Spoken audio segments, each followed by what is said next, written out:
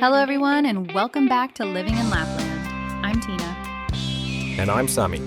We're your hosts bringing you natural English conversations about what it's really like to live here in Finnish Lapland. Today, we're talking about something that's been on both our minds lately: spring. And specifically, how the days are getting longer here in the north. Oh yeah, it's such an incredible feeling, isn't it?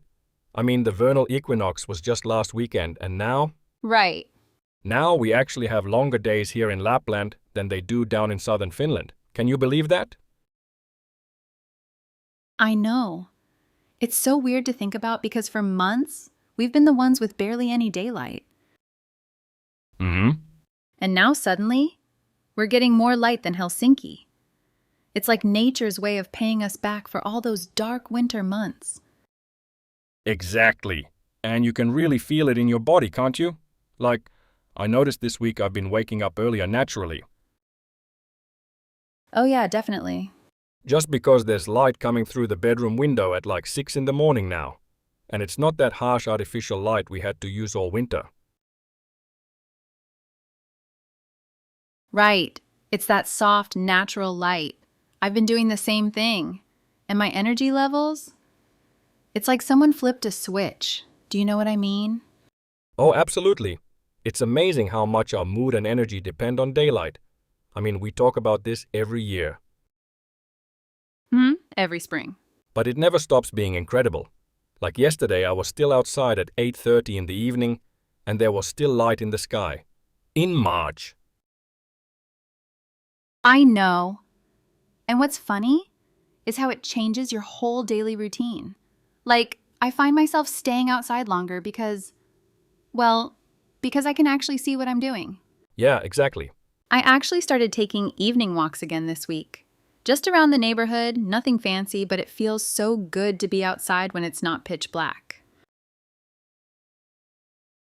And the snow is starting to change too, isn't it? I've noticed it's getting that crusty texture during the day when the sun hits it. Oh yeah, that spring snow. And then it freezes again at night. It's like this daily cycle of melting and freezing that you just don't get in the dead of winter. Exactly. And you can actually hear it sometimes, can't you? Like when you're walking, the snow makes different sounds than it did in January or February. Oh, definitely. It's more crunchy now, less of that squeaky powder snow sound. And speaking of sounds, have you noticed the birds? Yes. Oh my goodness. Yes. I heard my first proper birdsong this morning and I literally stopped and smiled. It was like, okay, spring is really coming. I did the exact same thing. It's such a simple thing, but after months of mostly silence. Or just the sound of wind and maybe a snowmobile in the distance, suddenly there's this beautiful bird song. It's like the world is waking up. And you know what else I love about this time of year? The way the light changes throughout the day. Like, the sunrise and sunset colors are just incredible right now. Oh, the golden hour is so long now. Yesterday evening, the whole sky was this amazing pink and orange for 45 minutes? At least. And it's not rushed like it is in summer. You actually have time to appreciate it and maybe grab your camera or just sit and watch. That's so true. And you know what's interesting? I've been talking to friends in Helsinki, and they're complaining that it's still getting dark too early for them. Really? Meanwhile, we're up here going, look, it's still bright at 9 p.m. It's like we're living in different countries. That's hilarious. It's funny how relative everything is. Like, what feels like a normal spring day to them probably feels like a miracle to us after the polar night. Exactly. Every extra minute of daylight feels precious when you've been through that period where the sun barely shows up at all. I think living here makes you appreciate light in a way that people further south they can't understand. Absolutely. It's like we get this bonus appreciation for simple things like sunshine and bird songs. And speaking of simple things, have you started thinking about summer activities yet? Oh, way too early for that. But yes, of course I have. I'm already daydreaming about hiking and maybe some midnight sun photography. Sounds amazing. It's like as soon as you get a taste of spring, your brain immediately jumps to, okay, what am I going to do with all that daylight we'll have in a few months? Right. It's like planning mode kicks in. But for now, I'm just enjoying these daily reminders that winter is actually ending. Like this morning, I noticed one of the icicles on my roof had started dripping. Oh, the dripping icicles. That's such a classic spring sound, isn't it? Drip, drip, drip. It's like nature's metronome marking the change of seasons. That's a beautiful way to put it. And you know, for our listeners who are learning English, I think this is such a great example of how living in different places gives you different vocabulary and experiences to talk about. Oh, that's so true. Like, we've used words today like polar night and vernal equinox and talked about crusty snow and dripping icicles. These aren't things you'd discuss if you lived somewhere with a different climate. Exactly. And the emotions we attach to things like longer days or bird songs, these are very specific to living in a place with extreme seasonal changes. Right. Well, I think we could talk about this for hours, but we should probably wrap up for today. This has been such a nice conversation about spring and the changing light here in Lapland. And speaking of seasonal changes, have you noticed how the whole community seems to come alive again? Like people are actually spending time outside, chatting with neighbors. It really has. Thank you so much for listening to Living in Lapland. We hope this gave you some natural English conversation practice and maybe some insight into what spring feels like this far north. Oh, absolutely. I saw my neighbor yesterday, the one who I literally hadn't seen outside since November, just standing in his yard, face turned up to the sun like a sunflower. Next week, we're planning to talk about preparing for the snow melt and what that means for outdoor activities here. Should be interesting. That's such a perfect image. We all become these little solar panels, don't we? Just soaking up every ray we can get. And the kids, oh my goodness, the kids are going absolutely crazy with excitement. Until then, enjoy those longer days, wherever you are. I'm Tina. Right. I walked past the school playground the other day, and it was like someone had released a bunch of caged animals. Kids running around making snow angels, having snowball fights. Things they couldn't really do properly in the dark.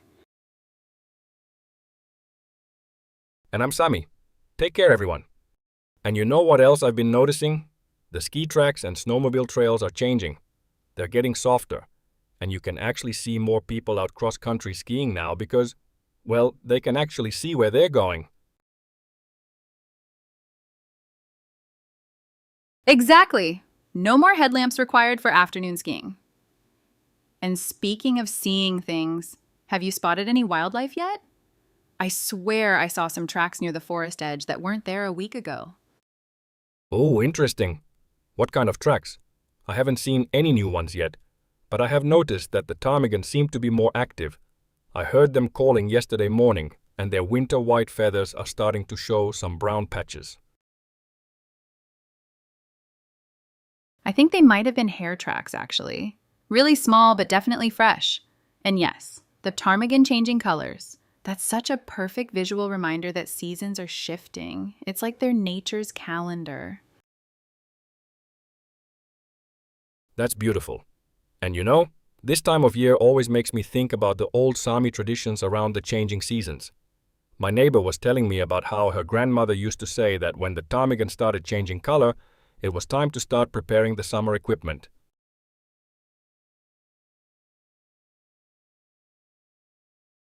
That's wonderful traditional knowledge. It makes so much sense, using animal behavior as natural indicators. I bet there are dozens of these traditional markers that people have used for generations to read the seasons up here. Absolutely. Things like watching for the first insect activity or noting when the snow starts to develop that hollow sound when you walk on it. These are all signs that spring is really taking hold. It's knowledge that you only get from living closely with the land. And it's making me realize I should probably start thinking about some practical spring preparations, like checking my summer hiking gear, making sure my bike is ready for when the snow finally melts from the cycle paths.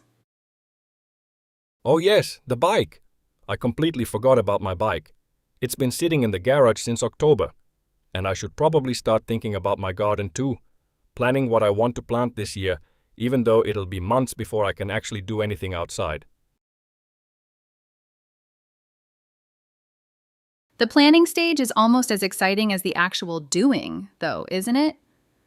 I've already started looking at seed catalogs online. There's something so hopeful about choosing tomato varieties when there's still 2 feet of snow outside your window.